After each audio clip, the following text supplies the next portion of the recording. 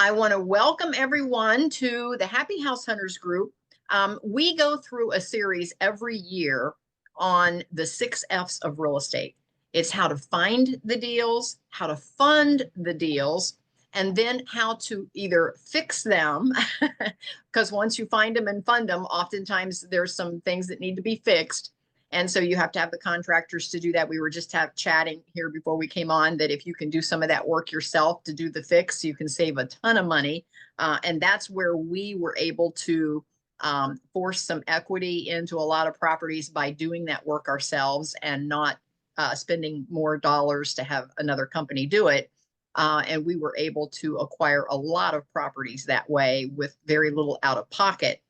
So once you find them, fund them, and fix them, then you have to decide, am I going to flip this one? Am I going to put it back on the market and resell it and take my profit out of it now? Or am I going to fill it? Am I going to be a buy and hold investor and fill it with a tenant and generate some passive income for a while? And then you can always sell it later if you want, or continue to hold it if you want. There's just all kinds of exit strategies out there that you can do. And then once you get to that point, you have to decide how many of these do I need to do to have my freedom number, to make my day job optional. And it's usually not as many as you think. You think, oh, I got to have 100 units. Well, that sounds good. But by the time you have 100 units, you're going to have a team, or you're going to have to pay a management company that has a team to help manage those, because that's a lot to handle 100 units. And you don't need 100 units to reach your freedom number. And so, and again, it depends on the value of the units, depends on what area you're in, depends on where you're investing, and how much cash flow you're getting out of each of those units if you're going to buy and hold, or what your profit margin is if you're actually going to flip those and resell them back out on the market. So there's all kinds of strategies, but today our topic is all about finding. And so, and it depends, on what area you're in. I don't know where everybody is. You can put in the chat maybe where you're located or where it is that you're investing. Folks oftentimes are investing in areas that they don't live. I invest some in the Florida market, and I don't live there. I live in Ohio. I'm coming to you from the Columbus, Ohio area. So it depends on where you're investing as to, what your options are and what your exit strategies might be on the real estate, and whether you want to buy and hold or flip or wholesale, or just be a realtor and you can make money just helping other folks finding houses to buy and hold or flip. So there's just 1,000,001 ways that you can make money in the real estate industry. I have companies that do nothing but clean short-term rentals, and they're making a great living as a cleaning company. And then, of course, you've got all of your contractors, the plumbers, the electricians, the roofers. They're all making a living off of the real estate industry. So you can plug in just about anywhere that you want that suits your lifestyle. And so today we're going to be talking to Samuel Collins all about finding. And he is with a company called NetWorth Realty of Columbus, and he's located right in Columbus, Ohio. His resume says we build wealth and improve communities by providing residential real estate buyers with the inventory, expertise, and tools they need to restore and add value to properties with unrealized potential. With more than 30 combined years of residential real estate experience and a national network of experts in financing, construction, and sales at our disposal, NetWorth Realty simplifies the residential real estate restoration process, cutting out the middlemen and saving the buyers money. Beyond generating great results for our buyers, NetWorth Realty is dedicated to providing buyers with a great experience. Our fully licensed specialists are dedicated to providing the highest quality customer service along with unmatched guidance in residential real estate. So my first question to Sam, tell us about your background and how did you actually decide to get into real estate? What prompted you to move in this direction? Yeah, absolutely. Thanks for having me on, by the way, Kathy. So I am originally from upstate New York before I moved to Columbus here. And, prior to my real estate career, I spent over 6 years in the home remodeling industry, even dating back to when I was working on houses, even in my college days. So Funny enough, I went to college at a rival school of Ohio State, which is obviously right down the road here in Columbus at Penn State. So not a very popular opinion here, but I spent most of my career remodeling houses, and once I felt like I knew enough about fixing them up, I sort of had the itch to get into real estate.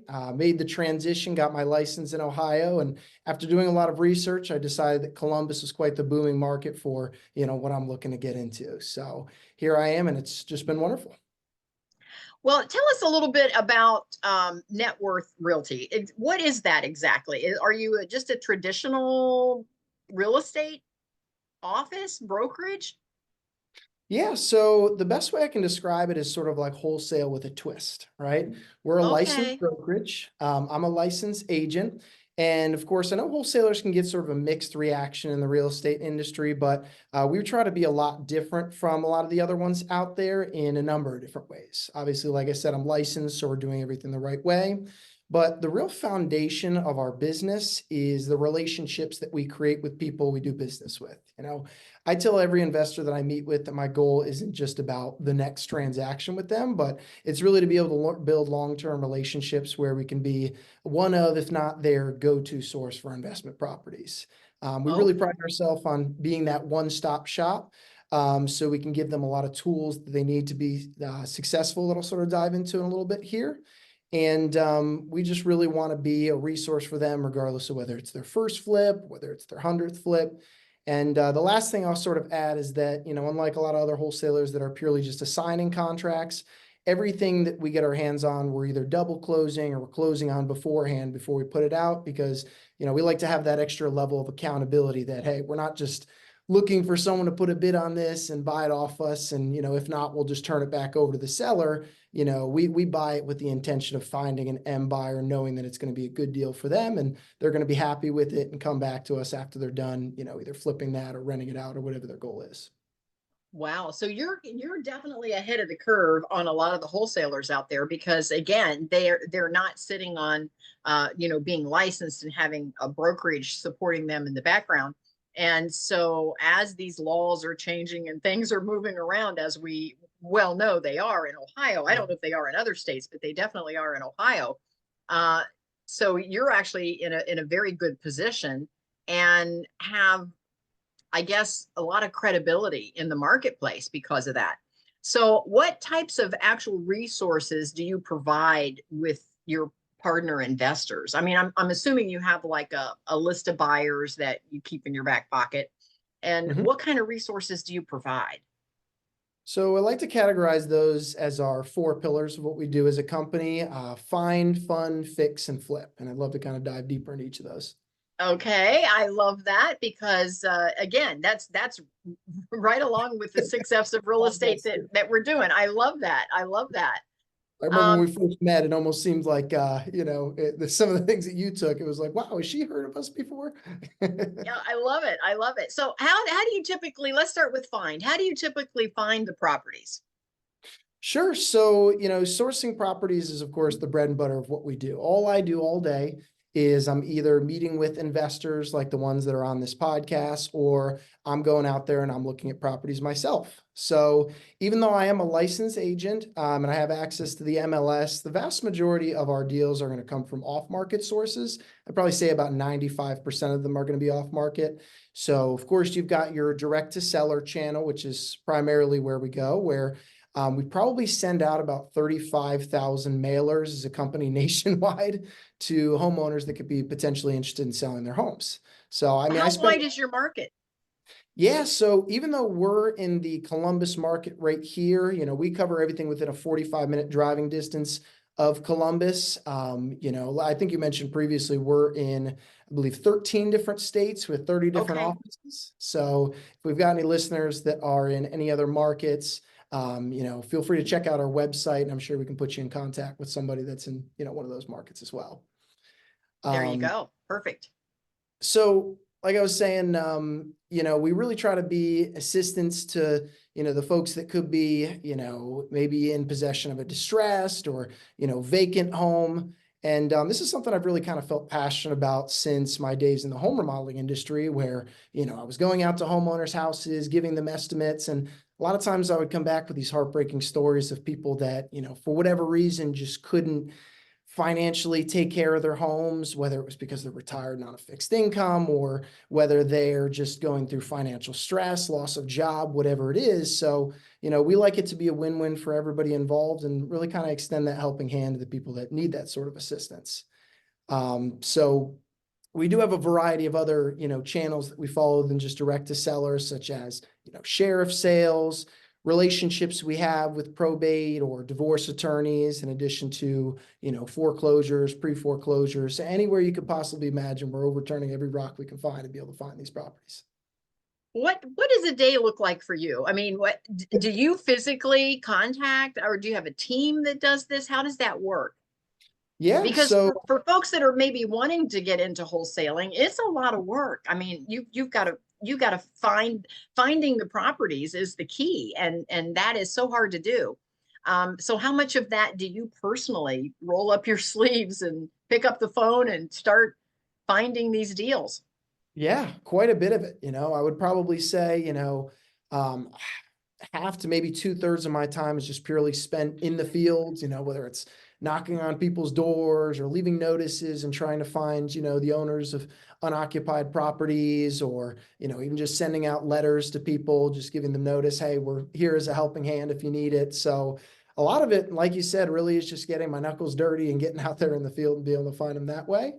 And a lot of it's just building relationships with different, contacts and things I have in the industry to be able to find these deals as well. So, Okay, so now you found a deal, you've got your mhm, buyers list. So now you're matching up the deals with the potential buyers. And so sure. now the buyers, of course, need to fund this. So how Mhm. do you offer help in the funding piece, in that second F, the finding and now the funding? So, we're always going to be open-minded to however someone wants to purchase a property, but, especially for newer investors or someone that's only done a couple under their belt and is still trying to figure out, the best way to get the means to do this, we like to offer assistance through our sister company, which is actually a hard money lender called 212 Loans. So what's great about Okay. them is they underwrite all of our deals before they come out. So they're typically the easiest way to finance them. And there's a way for our investors to get pre-qualified and, ready to I go love and it. where they stand before we even send them out. So you show up with the deal kind of already funded. Yeah, Oh, I love that. I love that. Okay. And name the sister company again. What is the name? it's called 212 Loans. 212 Loans. Okay, very Mhm. good. Two, is it just like the number two? Yes, 212. So, Just and the that number 212 correct. And for loan. anybody interested in anybody looking for additional funding, you can actually fill out a pre-qualification on loans212.com is where you can find that. Okay, okay. All right, now let's move on to the third F.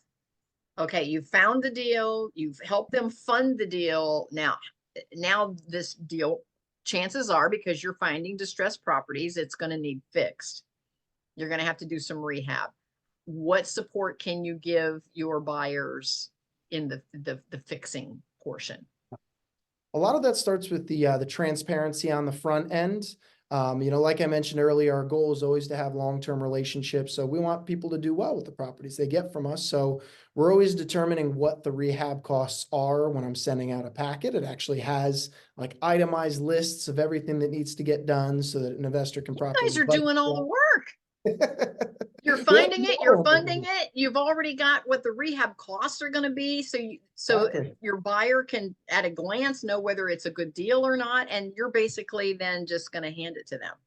Exactly. And on top of Wow. that, everybody's in a different stage of their investing journey. So some people already have their own crews. Some people might already be, contractors, whatever it is. But we have a pretty wide referral network of people that we've worked with in the past that, we've done vetting on their work and due diligence on them that we can actually refer out to people that are either looking for, their first cruise to start out with, or maybe they're looking to increase the scale of their business and take on some more projects at the same time. So, even though they're not quite in-house crews, it just helps to be Hmm. able to use that network to be able to assist their buyers however they can.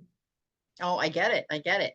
And now, of course, then we move on to the part to flip it. If they Sure. say, okay, I just want a deal that I can, you know, buy low and sell high and keep my rehab costs, under wraps here so that I can make a profit, then can you take the property back and move it for them at the other end once they get the rehab done?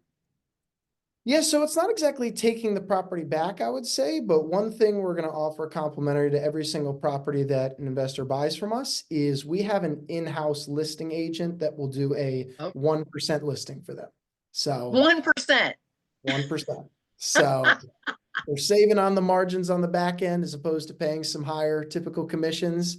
And our in-house listing agent's wonderful. She's been doing this for over 20 years and she truly specializes in that sort of thing. And Okay. you think about it, obviously we want to form relationships. We want to be able to do lots of business with our investors. So we have all the incentive in the world for them to, make good money on that on the back end and to be ready for the next project. So we have more incentive than anybody else that would potentially be able to list their property. I get that. I get that. We were getting some comments in the chat. Sure. Wilton wants to know, how can he go about buying his first $500,000 worth of properties? I'd say just, get connected Yeah. to Samuel and see if he can help you out. Because again, it depends on, where you're located or what market that you're in. But what types of properties are you actually looking for, Sure. Samuel? So, like I mentioned before, the geography that we cover is anything within a 45-minute driving distance of Columbus, anything within the belt, and even a little bit outside of that too, just because that's where, most of our buyers are located, or at least some of the out-of-state buyers that we work with are looking to invest in this particular market since there is so much growth out here in Columbus. I would say we work mostly with single-family homes, and Mm-hmm, we do mm-hmm. come across some multifamily homes as well. We love those, as does, most investors that are looking to buy and hold, but they just tend to be a little bit fewer and far between than the single-family homes. Right, We'll go right. up to 4-family and quadplexes. Occasionally, we'll do some small commercial or, even lots and land, but I would say for the most part, it's going to be single family. And as far as the condition of those goes, it could be anything from something that's livable at its current state that, might just need a little bit of polishing up that would be pretty easy for someone just to do the work themselves, all the way something down to a full gut or even a fire burn that could, require a much Mm-hmm. larger rehab. But obviously, as we know, those tend to get some of the biggest spreads and some of the best profit margins for those that are willing to take on that big of a project. Well, and for those that have the skill set to take on that big of a project, and it is a skill set because you don't know what you don't know when you start. When I first got started, I didn't know really all the nuts and bolts about rehabbing a house, but after I did two or three, and kind of got my feet wet, so to speak, and figured out some things, it very little scares us. We even take on lead houses that need lead abatement because Mark just went back to school in his 70s and got his lead abatement certificate. So now he's a lead abatement contractor, and so those don't scare us anymore. They did it first because we're thinking, oh, what does that mean? What do we got to do? But now they don't. Right. So again, you just have to start. I recommend for those that are brand new, you start with something that maybe doesn't need as much rehab, and Mhm. and get through a couple of smaller projects before you tackle one of the big ones. But that's how we all got started. We all just started small with something that we felt we could handle, because you don't know what you don't know, and you have to just kind of start first and get clarity on that second. So I love that you can do single family, duplexes, anything up to a fourplex. I love all that. How do you actually determine a property's ARV, a property's after repair value? How do you, like if I'm a brand new investor and you bring me a house and say, here's the house, here's the deal, here's the amount of rehab it's going to take. How do you determine that amount of rehab so that you can calculate, and here's what the house will be worth after you guys do this amount of rehab? I think we all watch HGTV too much, and they want to make it on because it's TV, and they want to have the scare factor, to keep all of us leaning in, where they pull a board off and they go, oh no, and then it goes to commercial. And we're all sitting there going, what's the oh no? What's so bad about this house?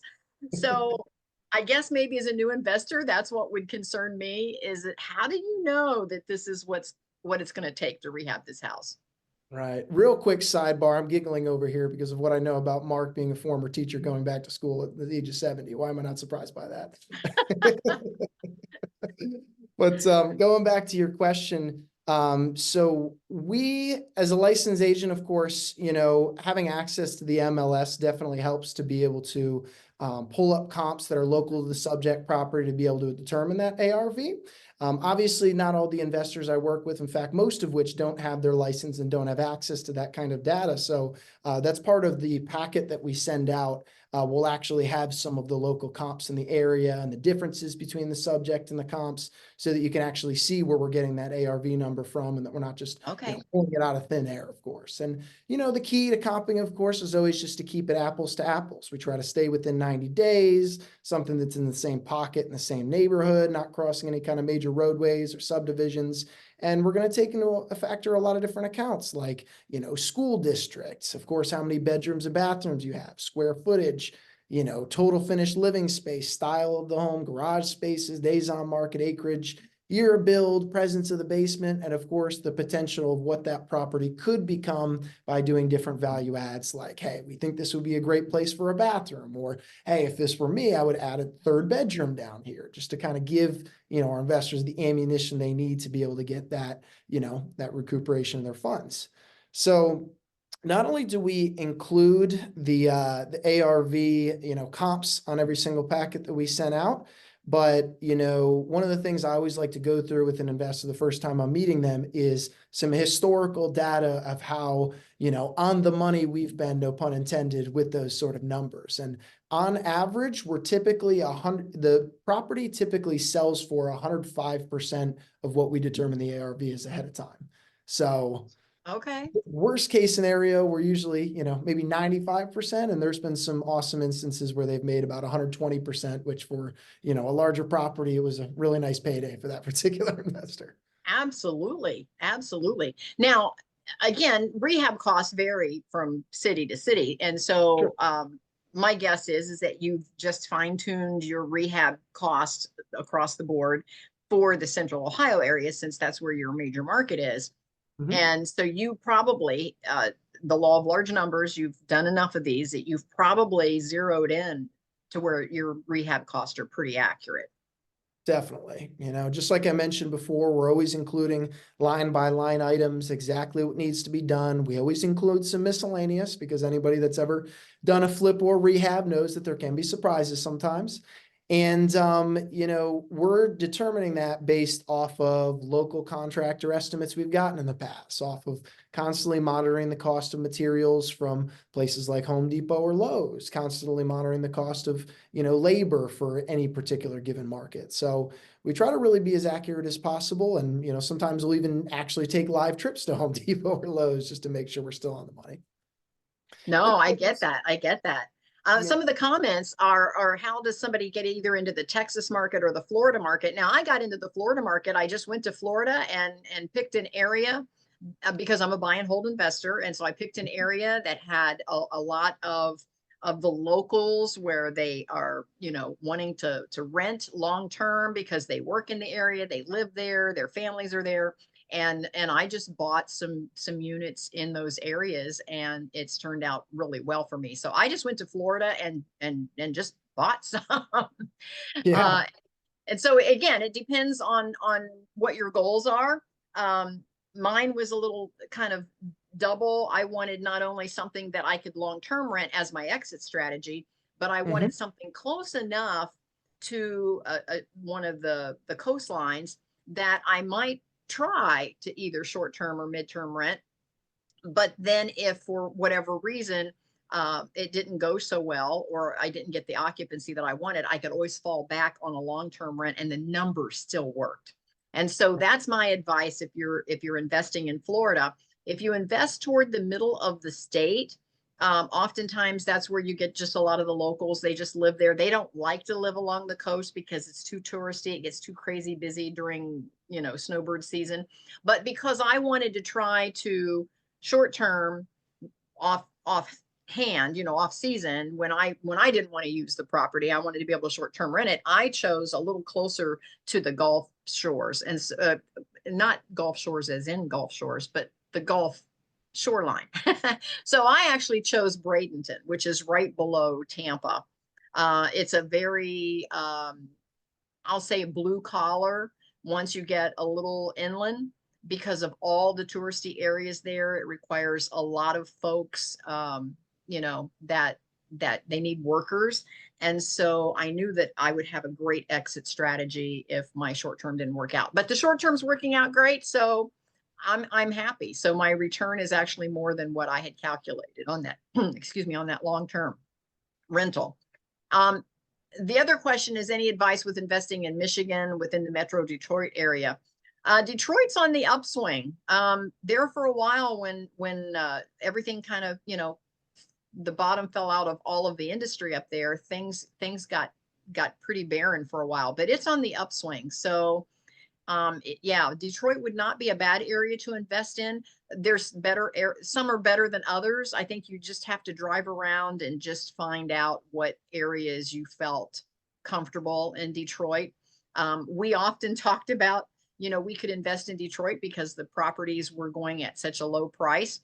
But there was so much looting going on in around that you would almost have to have, a management company on the ground there that could keep an eye on your properties. So we chose not to. We didn't feel we were big enough to put that kind of an investment into Detroit. So we chose not to invest in Detroit. We also chose not to invest in Cleveland, which is here in Ohio, because Cleveland, at the stroke of a pen, the zoning they can make all kind of changes. And one of the things that Cleveland did is they said every time a property sells, it has to go through a lead testing.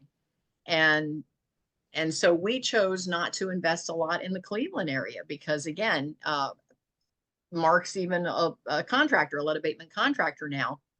And Cleveland is a wonderful area to invest in if you have a lead abatement contractor in your back pocket. But Mark, at his age, said he didn't want to just spend his days rehabbing lead abatement. So we've chosen, and again, it's been strategic on our part. We've chosen not to go that direction. So we've chosen in Ohio to go further south. And so right below Columbus, Ohio is the entire Hocking Hills area. And so we chose to actually go that direction. And that's been great investments for us, is to go a little bit into Southern Ohio, a lot of parks, a lot of national parks, and a lot of short-term rentals going on down there, and a great exit strategy because, again, all those places have to have workers. And so all those workers have to have a place to live. And so that's been great exit strategies for us as well, to rent those units. So Southern Ohio is incredibly good to us. Property taxes are a lot lower there. So we're doing really well in our investments at this point. How do you structure, Samuel, how do you structure fees on your deals? How does the pricing work on how you get paid? Sure. And one quick thing before I forget here, I'm actually putting my email in the chat here for anybody that's interested in Yes, any of the other thank you. markets we have a presence in. If you shoot me an email and let me know, hey, I'm looking to get involved in Columbus or really any of the other markets we have, I'd be happy to make a personal introduction with someone that does the same thing I do in another market so they can, get a hold of what you're looking for and be able to best Perfect. assist you with some of the ways I talked about here. No, I love that. Yes, yes. So for those of you that are listening, and I'll put it in the replay description when I do the replay of this video, I'll include his email there as well, so that if you don't make a note of it here or screen print it or whatever, you can click through on the replay later and pick it up there as well. But yes, definitely get a hold of Samuel and he can point you in the right direction. So again, my question, Samuel, was, well, how does the pricing work? I mean, how do you get paid?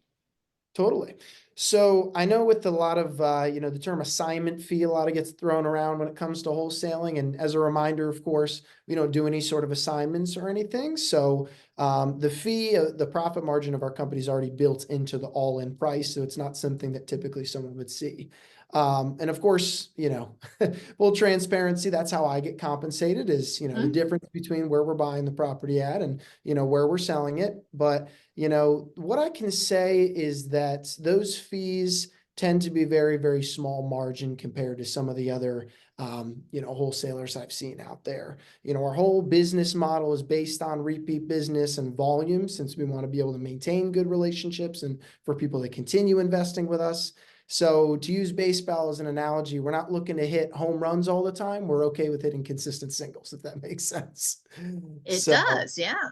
and one thing I did want to add on our pricing is, anybody that's ever, put a offer on a property is probably familiar with the term highest and best, right?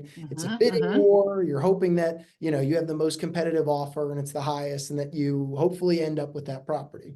Well, one of the nicest parts about working with us is that all of our prices are fixed. So that means there is no highest and best, and there is no bidding wars on any of our properties. The price you see when we put the property out there is the price you get. Now, what that means is that it pretty much comes down to speed and first come, first serve. So Yeah, responsiveness, being able to get out there, look at it, and having the ability to be able to run your numbers and make a sound decision is definitely a good skill set to have. But it's nice to know that, we're not going to send you over a deal and all of a sudden it's being bid to the point where it's, you're only $5,000 less than the ARV is. yeah. Oh, no, no, I can appreciate that. And for those of you newbies that are listening, I probably look at real estate, my guess, just off the top of my head, I'd have to actually pay attention more to give you a definite number. But off the top of my head, I bet I look at real estate 2 to 3 hours every single day. And so when a good deal falls into my lap, I know it's a good deal because I've looked at property for 2 or 3 hours every single day. Anytime I get some downtime, I'm on the MLS looking to see just what's out there, what the market is, what the houses look like. And so when one crosses my desk that is a good deal, I recognize it as a good deal. And in our Happy House Hunters group, I will often collect 2 or 3 or 4 what I think are really good deals, and I hand them out to my top students and say, "Oh, here, if you're still looking, take a look at this one." Now, again, I'm not telling them to go buy it. I'm just saying, put this one on your list to go look at. Do your due diligence, but this is one that I think has some potential. Because I've been doing this a lot longer than they have, and so they do appreciate that I, will kind of, earmark some deals for them that I think is pretty good. Again, Sean is saying they don't have access to MLS. That's what Samuel does. That's the whole point. Samuel has access to the MLS. That's why you need to build those relationships with folks like Samuel or even his team that's in another state, if you're in another state, wherever you are, and build those relationships because again, they're looking for those deals every day.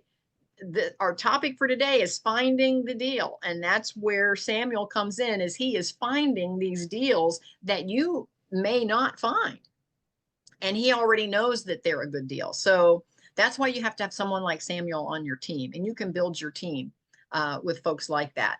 Now, let's say that I'm an investor and you've got this list of deals and you've got this list of buyers. How do I get in touch with you to make an offer, and how do I see these deals that you're offering? How do I make an offer on one? Sure. So, like I mentioned in the very beginning, our whole goal is always to be able to build, strong relationships with our investors. So prior to, sending any sort of deals over, I always want to meet in person with someone or, over Zoom if they're out of state, of course. And the goal of, initially meeting someone is just really to start the relationship on the right foot. I want to get to know you. I want to know, what does investing mean to you? What decided to make you go down this path? What are your goals? What are you looking for? How can I provide any sort of necessary resources to meet those goals and to make sure you're successful? Because, at the end of the day, a deal for one person isn't a deal for everybody. And everybody has different types of properties they're looking for. So it's really helpful to get the best idea of what someone's buy box is before I start just, flooding your Right. inbox with things that you might not potentially be interested in. So once I've met with someone and they know me and, I've added them to my book of business, the key to getting a net worth deal, like I mentioned previously, is definitely speed and responsiveness. So since there isn't any bidding wars, It's essentially, hey, I sent it over to you. I gave you some details on it in the morning, please look at it at your earliest convenience and let's go out there, let's walk it. And if it's something you love, let's go try to make an offer on that right now, because there are, times where people do miss out, unfortunately. Oh, absolutely, absolutely. And I've missed a few myself. Yes, I get that. Janice has a question. Janice, can you go ahead and ask your question? Yes, certainly. So, Janice Carter, I'm actually a real estate broker here in Atlanta, Georgia. Not an investor as yet, but I'm working a lot of investors, right? So what I'm doing primarily is tenant placement. And this year I've launched my property management company. So what I would love to learn how to do is to analyze deals. So instead of waiting for my investors to say, okay, we have this property. Usually most of my investors, I mean, they buy and hold, right? Hmm. So again, I would love to learn how to analyze deals. Is that something that you offer, either of you, Kathy or Sam? Where you can, Sam, I'll let you take that first. Sure. So everybody's analysis is always going to be a little bit different depending on, of course, what you're looking for, what kind of numbers you're working with. I think it helps to be able to know going into it, what are the costs I'm going to be looking at with the lender, what kind of costs am I going to be looking at to take out a loan? What could the holding costs potentially be? What sort of rehab costs am I looking at with my particular contractor that I'm comfortable with, that's my boots on the ground person? And, we try to take all that homework ahead of time and be able to provide that to you. Everything we send out always has, a spreadsheet breakdown of not only, what the rehab would be, but hey, if you used one of our loans, here's where you'd be at all in, here's where the rehab costs would be, here's, the exact amount that you would actually profit if all these numbers, end up standing in the long run. So, I know a lot of different investors use a lot of different analysis methods, but we try to make it simple for everybody and try to give you all the information you need to be able to plug and play into whatever sort of, method of analysis you like. Now, for my answer for Janice is there's nothing like experience. And Mark and I, we just started investing and rehabbing, and we just kind of know. I can look at a house now, and if it needs a roof, I can ballpark that I got a dog ear X amount of dollars for that size of roof, or it's going to need a furnace, so I got to kind of make a mark that it's going to need. I always round everything off high so that I don't get any surprises at the other end. But there's all kinds of templates out there on the internet, Janice, that you can go to. But the problem is that every area, and where are you coming to us from? What's your where do you actually live, Janice? I'm in Atlanta, Georgia. Okay, you're in Atlanta. And what area are you wanting to invest in? Well, this will be for my investors, that I work with. Uh-huh. So usually, are you familiar with Atlanta? So like in Cobb, Yes. Cherokee County, North Hmm. Fulton, those are the areas that we primarily look at. Yeah, if I were you, I would probably get online and find a template. And then again, like Samuel said, they spend a lot of time going in and out of Home Depot or wherever. And then you're just going to have to plug in some ranges of cost. Like if I need a furnace, it's going to, in my area, it's going to be in this range. If I need a roof, it's going to be in this range of, per square foot or whatever. And then that way, once you get your base numbers onto your template, then depending on how many square feet the house is, it's just a math problem after that. And that'll give you a very good idea of what the rehab costs are going to be. Now, you mentioned that you use at the MLS a lot, right? Which when I look at the MLS, there's not as many deals on the MLS. What are you Right. looking at primarily to find the deals on the MLS? Are you looking When at I, well, buyers? Are you looking at here's my take on it, and everybody's a little different. I use the MLS to see what the market is. So that lets me know if somebody brings me a house that's off market, say, let's say Samuel, I'm on his, let's just make an example. Let's say I was on his buyer's list. He now has this great deal. He contacts me as one of his buyers and he said, here's what I found. Are you interested? I would know in the area that house is, because I look at so many houses on the MLS, I would know, oh my gosh, there is tons of room in that deal for me to rehab that house. And especially if he's providing me also with the rehab estimate, I'm going to know almost immediately whether that's a good deal or not. Because I look at so many on the MLS that I think, oh, you can't touch anything for that. cost. So yeah, I'm going to grab that one. You just know when it's a good deal if you're looking at a lot of properties. However, if I'm finding my own and I'm not leaning on someone like Samuel to find it for me, if I'm out there finding my own deals, then at that point, and the reason that I'm going to go down this path a little bit with you is this is how Mark and I have actually made it in this business, is that we find something on the MLS that maybe is in foreclosure or on auction or whatever, and it doesn't move. And so then the bank gets the property back. So now the bank is sitting on this property and they really don't want the property. They need to get it off their books. And so they put it back out there. And if it's an FHA loan, they put it back out there for owner occupants to make an offer. And it has to go, and correct me if I'm wrong, Samuel, since you're a licensed real estate agent, is it 15 days, 14 days, something? It has to be on the market if it's a foreclosed FHA loan. And so only owner occupants can make an offer on it. So we watch it for that 14 days.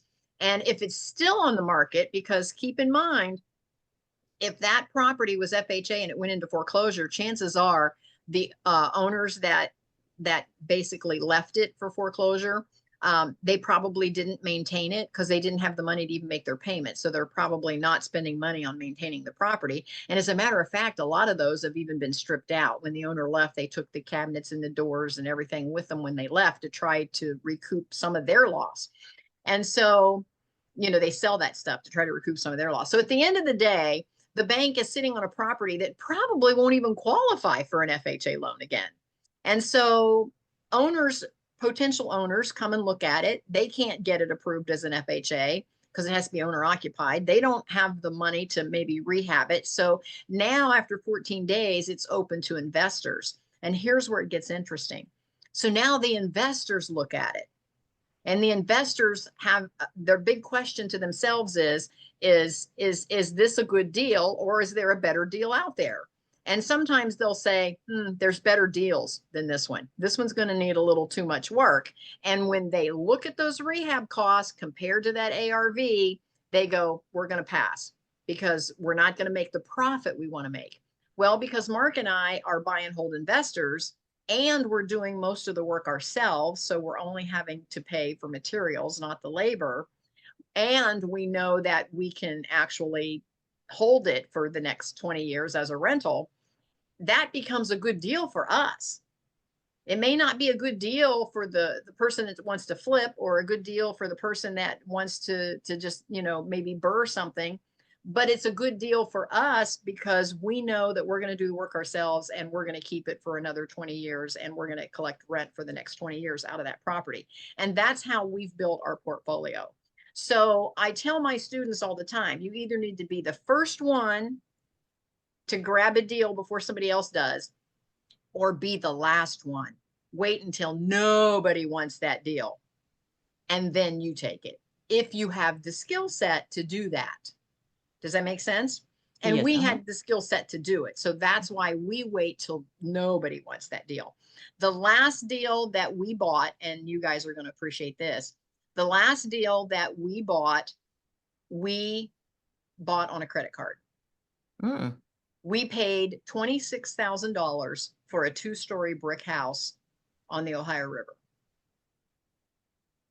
Now we're going to do all the rehab ourselves. It needs electrical, it needs plumbing. It does have a new roof, but it had that when we bought it, but it does need electrical and plumbing. And then we have to go in after we get the electric and plumbing put in the house. We have to go in and drywall the whole inside. And then we have to bring in all the finishes, all the trim, all the cabinets, all the floor coverings, new windows. We have to put in new windows. And we're doing all of that ourselves for pennies on the dollar because we can do it. For example, when you think about what it costs to put a window in, you're going to spend in Central Ohio, you're going to spend $250 to $350 or more to put in just a standard window, to pay a window company to come and set that window for you. We bought the window from Lowe's for $147. And every time we drive down to the house, we take another couple of windows with us and Mark sets them in. And so we're putting windows in for $147 each. So was that bank owned? Was the bank owned property? Nope, it was on the MLS. It was just sitting there and nobody wanted it. It was just sitting there on the MLS. Wow. And we found it, and it's a 2-story brick built in 1892. And we're going to turn it, once we get it finished, it's going to be on VRBO. It'll be a short-term rental on VRBO. So after you have done all the repairs, I mean, how much could you sell that for? Again, I'd have to do the market down there, but because we are buy and hold investors, I really didn't care. Okay. Because we're buy and hold, and our whole point is it's going to be part of our portfolio of our short-term rentals. So you'll have a positive cash flow, I mean, once you have a renter in place. Oh, it's going to be short term. So it's A short term. I've already looked on Air DNA. There's an app called Air DNA, and you can put an address in, and it tells you if this property were totally fixed, and if you had it out on the market, and if you're short term renting it, this is what Air DNA speculates you could make in a month. And it says that we should be able to bring in about four grand a month on that house once it's done. Awesome. Awesome. Wow. So again, that's just my philosophy, because we can do the work. And then my son-in-law, because we're getting older, of course, and don't want to do all that, my son-in-law started his own handyman maintenance company. And so now he is doing a lot of the things that we did early on. And of course, I pay him, being my son. I told him, I said, no, this is your income. Bill me like you bill anyone else. And he does. But because I also have him in my back pocket, we can still buy some of these properties that need total rehab like that need all the wiring done and all the plumbing done and all the drywall done. And my son-in-law is kind of a jack of all trades, just like Mark. And so no matter what I send him out to do, he says, well, if I haven't done it before, I'll figure it out. And he has enough of a skill set that he knows his way around a hammer, so he can figure it out. Like I had a whole handicap ramp on a commercial building that was starting to get rotten. It had been there for 20 some years, and it just needed a lot of repair. And he finally said, do you care if I take the whole thing off, throw it away, and start over? And I said, that's going to be easier. So yes. So he actually, and it had to be to ADA standards. I mean, there was a lot of red tape. And he said, this will be a good experience for me to figure that out so that I can do it for other folks as well. So I'm kind of his guinea pig a lot. So I said, sure, go for it. So he did, and it's beautiful, and it's done, and the city approved it. And so we're good to go. And so again, I have that in my back pocket. So unless you have something like that, that may not be a good strategy for you.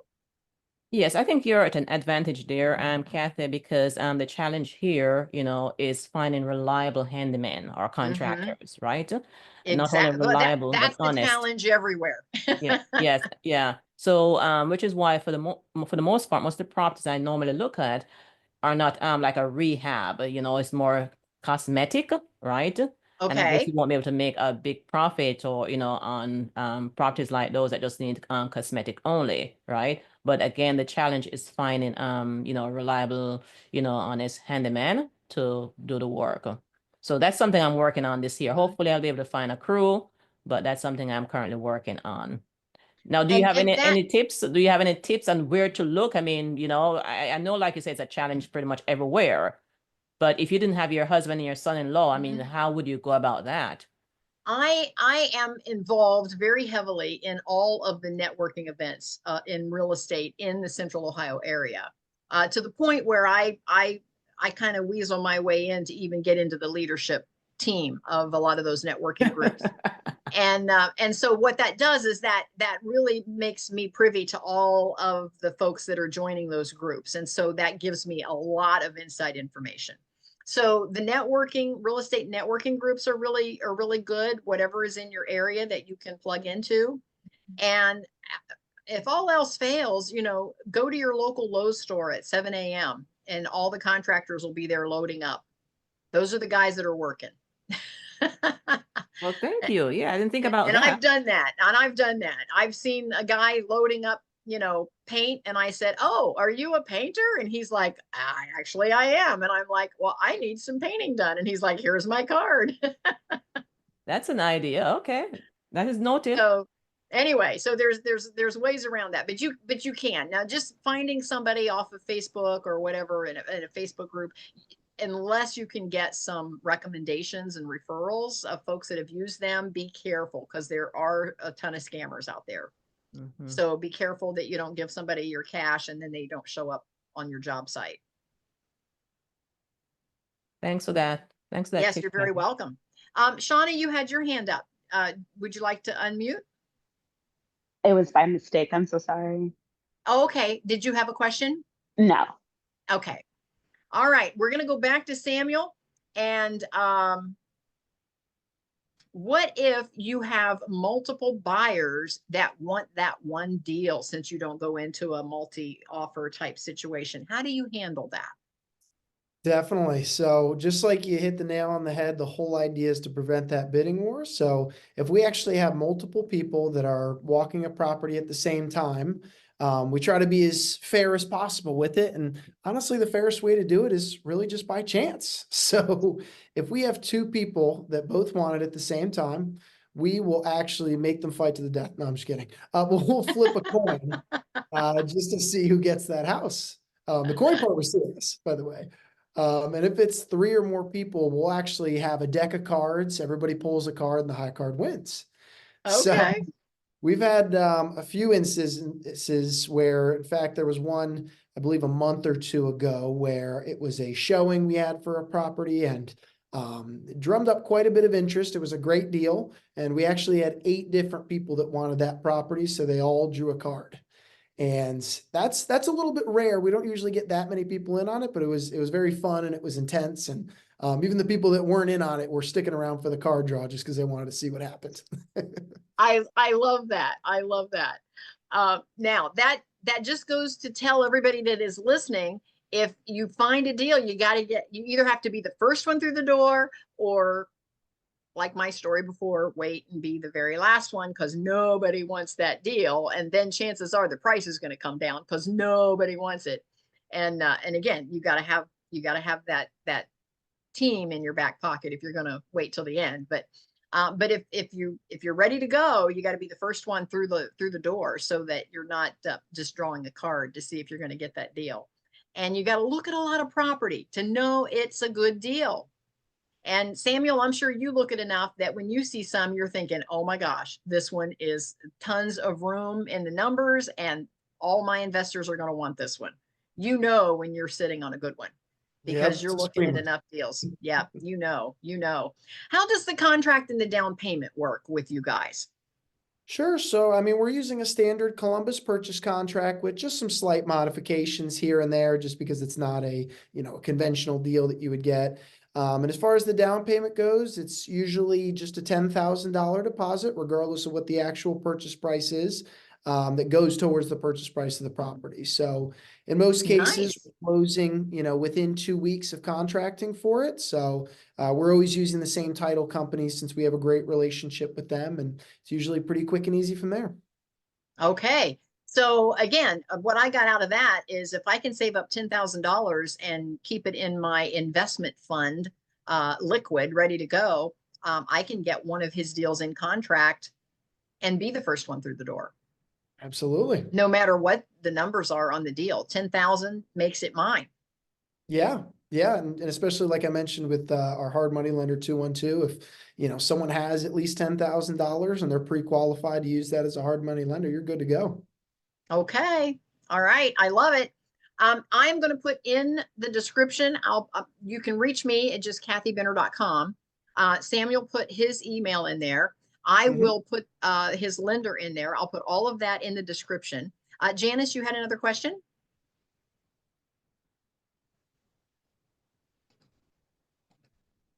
Okay, so if you wanted to get started and assist effective strategy, so if you want to get started, let's say, Can you hear me? Yeah, Wilton was asking a question. Wilton, what was your question? So let's say you want to get started in real estate and you managed to save up $150K. Could you use that money to buy 2 $500,000 houses as a down payment with a loan?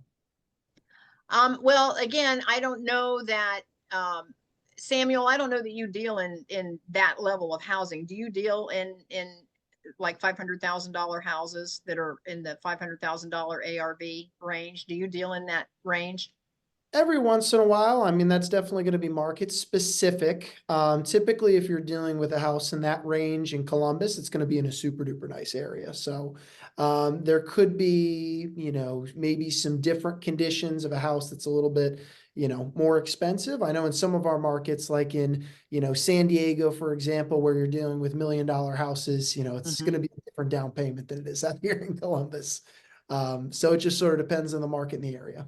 Yeah. So Wilton, where are you coming to us from, Wilton? What area are you wanting to invest in? Ohio, not Ohio.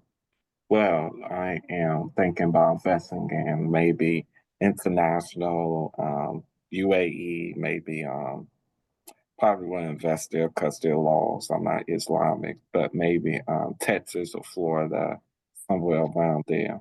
Yeah, you would have to investigate the lenders in that area. If it were me, I would probably get in touch with some lenders and just get pre-approved.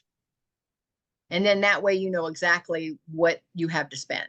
But first, Kind of I have reverse to engineer get a that. degree and get a job and stay with somebody before I can even get into this. Yeah, and again, unless you want to start with something more simple. When I decided to invest in Florida, I bought a $52,000 condo. I didn't buy a $500,000 single family. I bought a $52,000 condo that the HOA allows me to use as a rental, which was my exit strategy. And so now I can either live in it, I can use it, I can short-term rent it, I can mid-term rent it, or if all else fails, I can just put a renter in there. Kind of wealthy. I'm sorry. You kind of had a lot of financial success, it looks like.